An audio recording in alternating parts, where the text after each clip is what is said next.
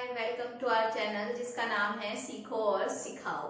तो हम बात कर रहे हैं पेपर नंबर 4 की, ठीक है। और इसकी unit 1 introduction to inclusive education 1.2 आज हम करेंगे यूनिट 1 की। 1.2 benefits of inclusion. Inclusive education हम लोगों ने पढ़ा, अब उसके बेनिफिट्स क्या हैं, इंक्लूजन के क्या फायदे हैं बच्चों के लिए और टीचर्स के लिए क्या फायदे हैं, वो आज हम इस वीडियो में देखेंगे। तो आइए शुरू करते हैं हम अपनी आज की वीडियो। तो इंक्लूसिव एजुकेशन क्या है? Inclusive education an inclusive classroom is a supportive caring learning community in which every student feels accepted. Inclusive education किसकी बात करता है? समावेश की, समावेशीकरण, ठीक है। सभी बच्चों को एक साथ एक ही छत के नीचे पढ़ाना, ये हमारा इंक्लूसिव एजुकेशन कहता है। तो इंक्लूसिव क्लासरूम के अंदर क्या है कि ऐसा एनवायरनमेंट क्रिएट करना जिसमें सभी बच्चों को स्वीकार किया जाए, उनको पढ़ाया जाए, उन पे ध्यान दिया जाए, सपोर्ट किया जाए, और learning community in which every student feel accepted, यानी सभी बच्चों के अंदर ये उनको फील हो कि हाँ, हम सबको यहाँ पे इंक्लूड किया जाता है, सबको ही जो है हमें हमारी जरूरत के हिसाब से हमें पढ़ाया जाता है, हमें जैसी शिक्षा चाहिए हमें वैसी शिक्षा मिल रही है।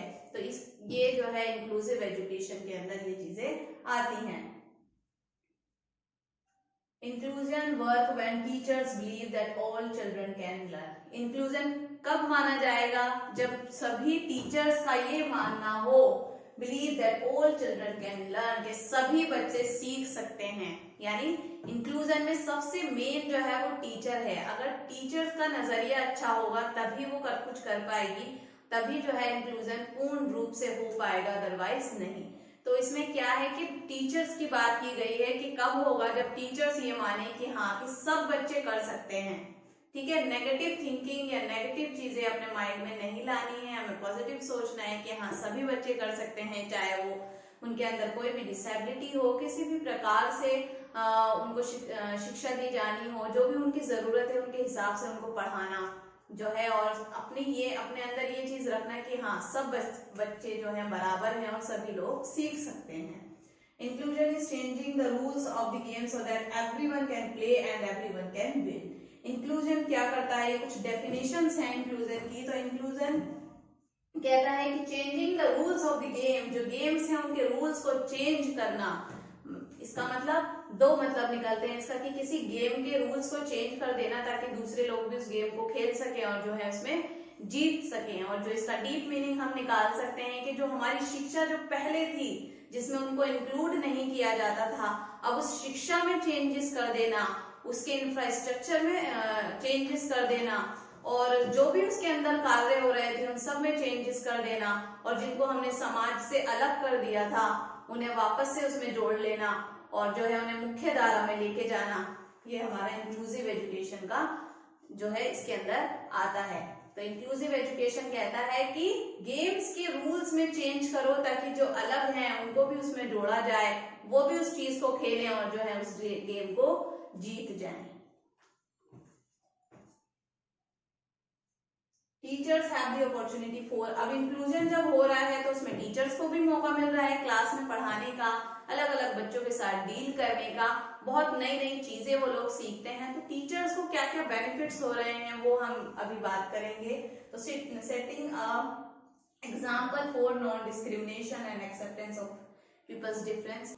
तो टीचर्स को यहाँ पे क्या मौका मिल रहा है? वो एग्जाम्पल सेट कर रहे हैं आने वाली पीढ़ी के लिए, जो न्यू जनरेशन आएगी वो इस चीज को देखेंगे कि हाँ भाई, हमारे पहले के टाइम से ये चीज देखी जा रही थी, शिक्षा के आधार पर, शिक्षा में किसी भी तरीके का भेदभाव नहीं होता था, सभी बच्चों को स्वीकार किया जाता था, स्कूल में बुलाया जाता था, क्लास में बिठाकर जो है उनकी जरूरत के हिसाब से उनको जो है टीच किया जाता था।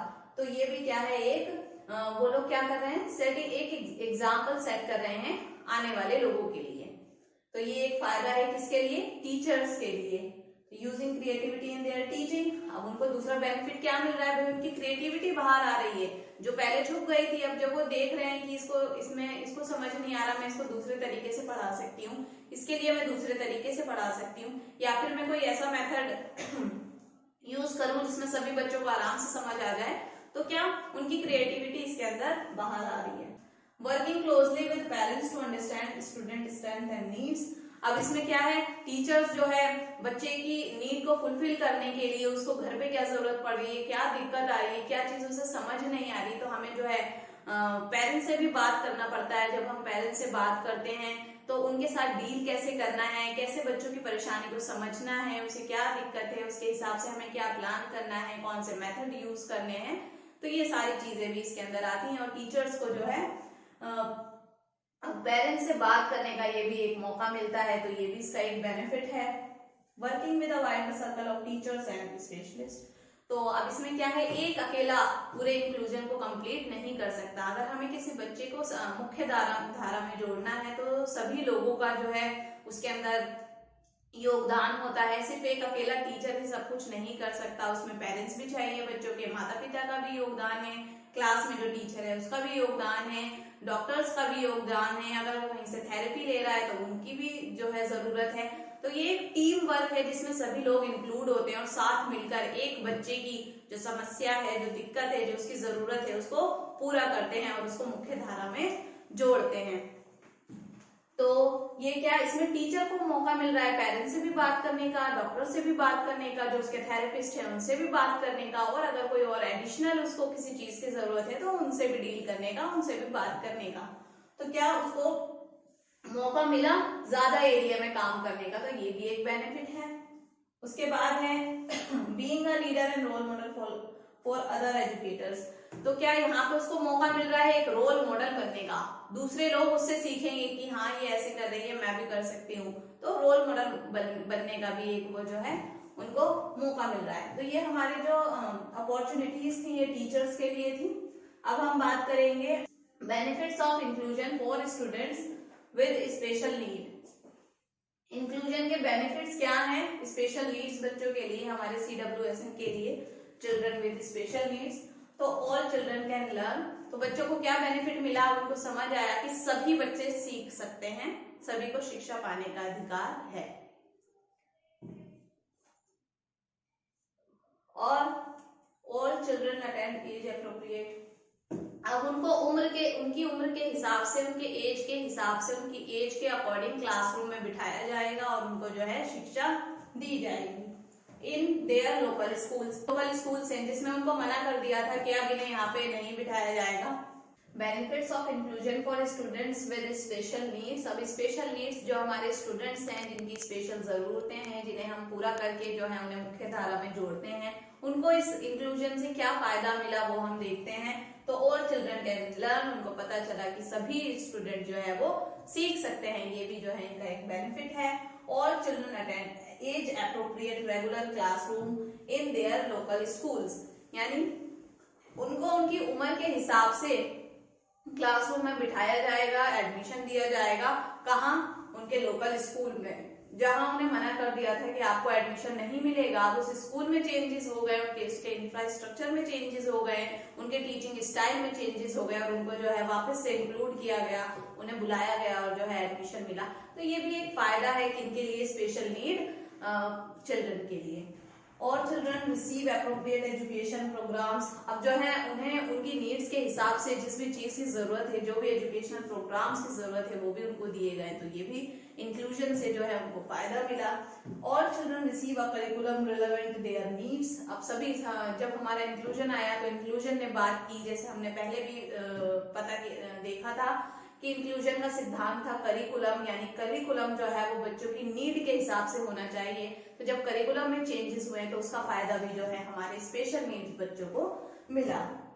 और चिल्ड्रन पार्टिसिपेट इन को करिकुलर एक्टिविटीज, जब करिकुलम में चेंजेस हुए, स्कूल इंफ्रास्ट्रक्चर में चेंजेस हुए, टीचिंग स्टाइल में चेंजेस हुए, तो जो बच्चे गेम्स में पार्टिसिपेट नहीं कर पाते थे उनको भी जो है कुछ इक्विपमेंट देकर, रूल्स में चेंजेस कर गेम्स में चेंजेस कर जो है उनको इंक्लूड किया गया अदर एक्टिविटीज में। लाइक कोई डांस क्लास है तो वहां पर भी जो है बच्चों को इंक्लूड किया गया। पहले ये था कि सिर्फ नॉर्मल बच्चे ही डांस कर पाते थे, लेकिन अब हम देख सकते हैं बहुत सारे प्लेटफॉर्म पे हमारे HI बच्चे भी जाते हैं जिन्हें सुनने में दिक्कत है, वो लोग भी डांस कर सकते हैं।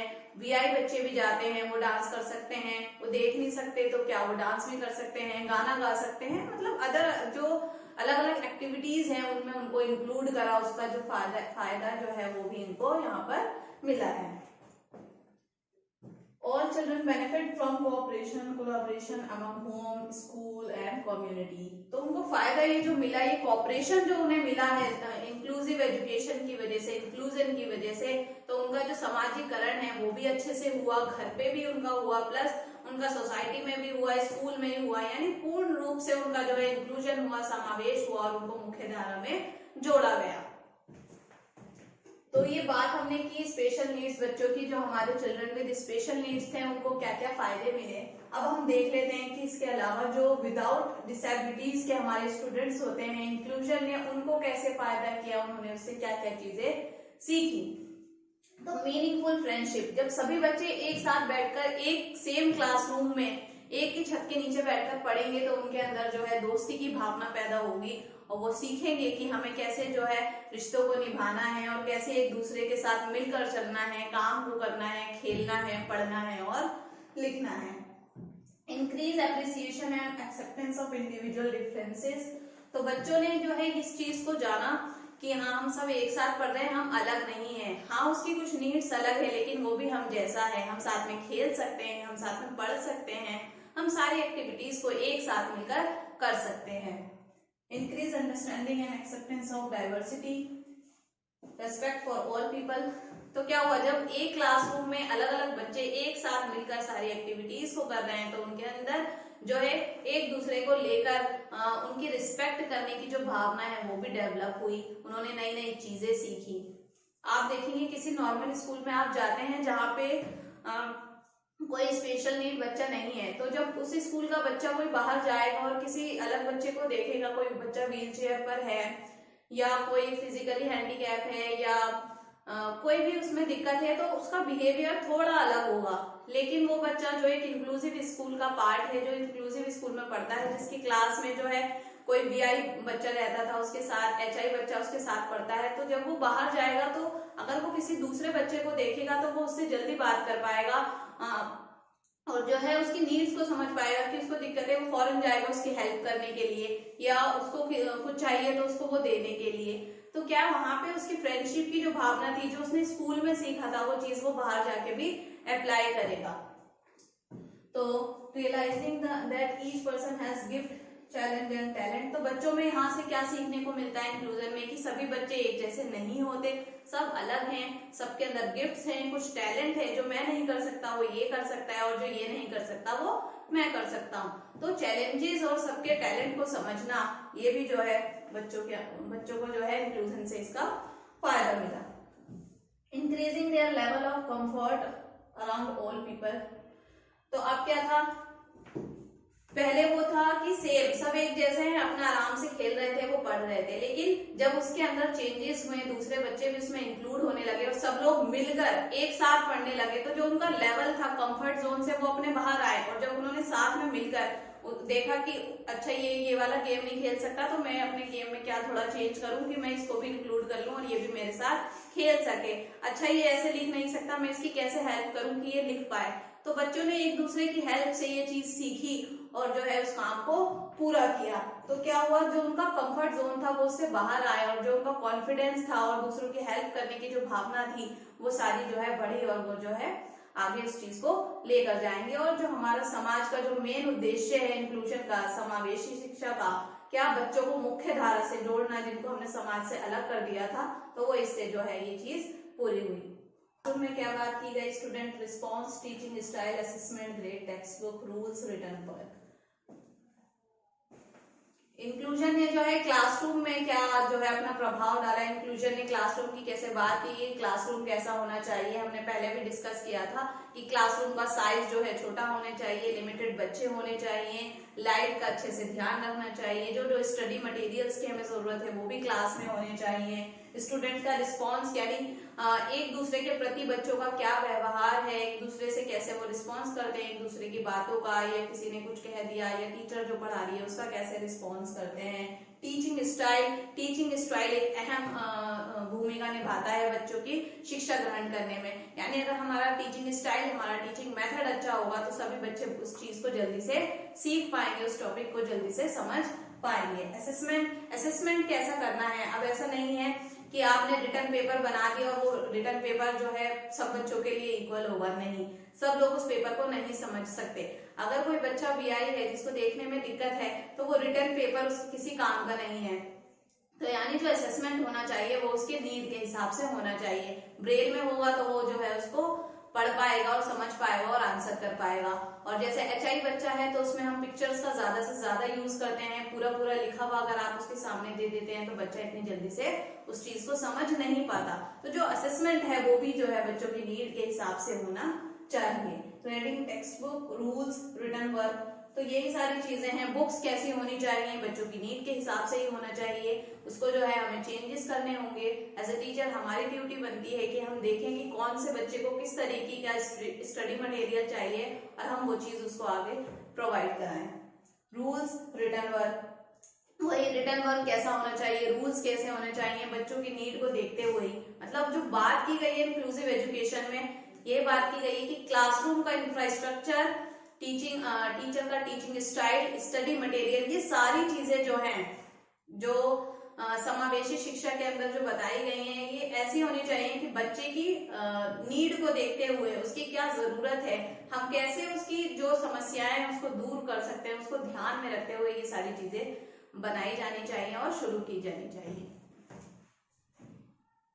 तो यदि हमारी आज की वीडियो जिसमें हमने देखा कि इंक्लूजन के क्या बेनिफिट्स हैं, समावेशी शिक्षा के क्या बेनिफिट्स हैं, क्या फायदे हैं, वो आज हमने जाने। तो होप कि आपको ये टॉपिक अच्छे से समझ आया हो। तो जाते जाते हमारी वीडियो को लाइक करना ना भूलिए और प्लीज हमारी वीडियो को लाइक करिए, शेयर करिए, सब्सक्राइब करिए। तो आज की वीडियो यहीं समाप्त होती है। अब हम मिलेंगे हमारी नेक्स्ट वीडियो में। Bye bye, thank you.